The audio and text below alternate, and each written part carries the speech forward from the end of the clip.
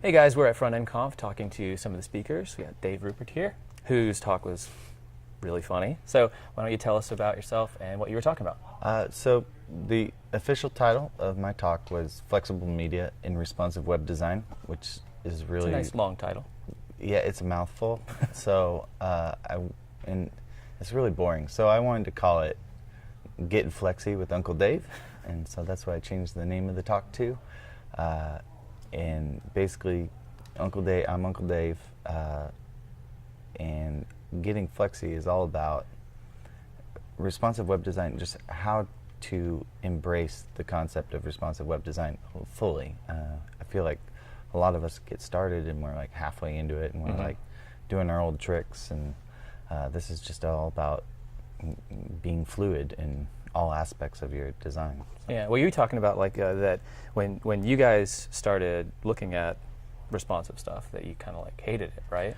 Yeah, I mean, we've actually told Ethan that before, Ethan Marcotte, but when we first started doing responsive web design, or when it first came out, we were haters big time. Really? Like hater pants up to here. Like it was so just almost nonsensical, you know? We were just like, that's terrible, that's gonna ruin the internet, and it was dumb because we hadn't tried it, right?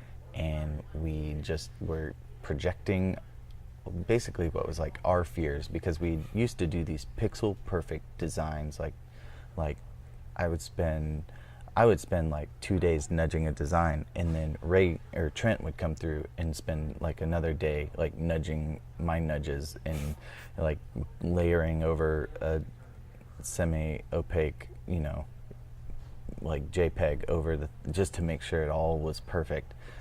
Like overkill, absolutely. And so we'd, you know, gotten some attention, and we'd done some really cool work, like pixel perfect wise. So we just were very, it like threatened our way of life. Right, so right. You know, yeah. So it's like this defense mechanism. Yeah, you have this like process that works for you. It's kind of like how you define yourself, and then someone comes along and says, I don't know, do something else. You know, like, yeah. No, that was it.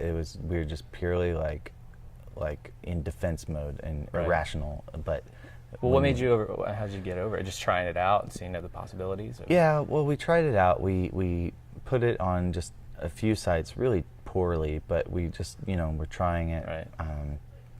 I was doing my blog and Trent was doing his blog kind of at the same time, and we were like, this is kind of all right, actually. Yeah. And then we got a call from the Do Lectures, who are over in the UK in Wales. They're like TED Talks for people who do stuff. Right. So okay. I think you should check it out. Yeah. I'm a fan. Like even like I'm not just a client or whatever. I'm a fan. But so they came to us and they said, we want to do HTML5, which was still like kind of newish then. Yeah. It was like, whoa, buddy, you know. Yeah. And then, but it was going to be HTML5 video, which is still kind of a nightmare, but we got it going with, you know, pins and needles. It's still working or whatever. But right. then they were like, we want it to be responsive, and we just said yes because we really liked the project, and we just said we're going to do it and figure it out, and we did, and we just really liked it. We liked what it could do. We liked that it worked on your phone. We liked that it worked on an iPad. Right. In our first thing, we were going to go with the adaptive strategy of like chunk. Right. That's kind of like a good intermediate approach, you know. Yeah, I think it's cool. I think it helps you get to the fluid stage of life. Right. I'm very, very much into fluidity, but so we started with that mentality, but we just realized like it's not great, and it feels weird. It feels like when you resize, like this website's afraid of the corner of the browser, and it's like escaping it. Yeah. So we didn't like it. Right. So we said, let's go fluid. Let's try it. Let's see what happens. And yeah, we enjoyed it. It was, you know, a lot of math, and it was a lot of what am I doing here, but it worked out. Yeah, that's cool. Well, yeah, I mean, we kind of did the same thing. Like exactly the same. You know, like first couple of projects we did it badly, you know, and then, but yeah, I'm totally for it all the way. I think it was Carl Smith here. His talk. He's hilarious and awesome. Awesome. Check it out. But he was talking.